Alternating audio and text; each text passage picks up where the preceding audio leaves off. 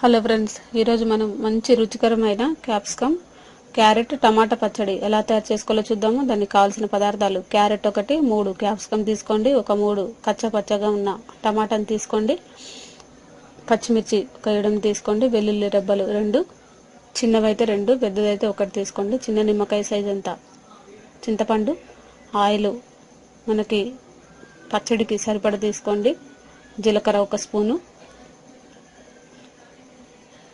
ఎండుమిర్చి ఒక 8 తీసుకోండి, పోపుకి కరివేపాకు 2 రెబ్బలు, ఉప్పు రుచికి తగినంత. ఇప్పుడు మనం వీటన్నిటిని కూడా క్యాప్సికమ్ని, పచ్చిమిర్చి, టమాటాని, క్యారెట్ని సన్నగా ముక్కలుగా తరిగి పెట్టుకోవాలి.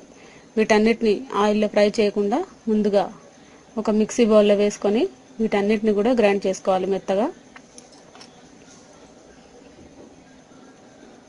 వీటన్నిటిని కూడా మనం ముందుగా పచ్చివే గ్రైండ్ చేసుకోవాలి. దీంట్లోనే వెల్లుల్లిపాయలు, ఉప్పు, చింతపండు కూడా వేసుకొని ఇలా మెత్తగా గ్రైండ్ చేసుకోండి.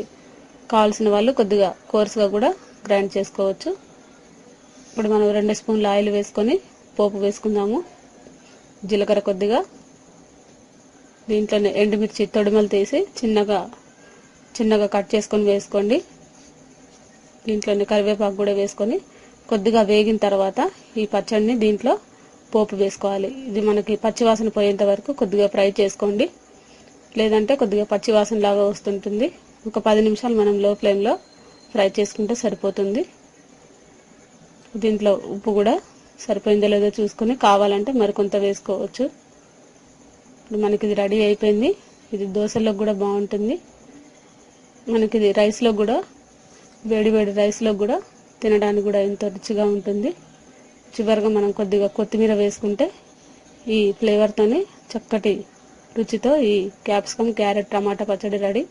ఈ రెసిపీ మీకు నచ్చినట్లయితే లైక్ చేయండి. ఈ రెసిపీని మీరు కూడా ట్రై చేసి చూడండి.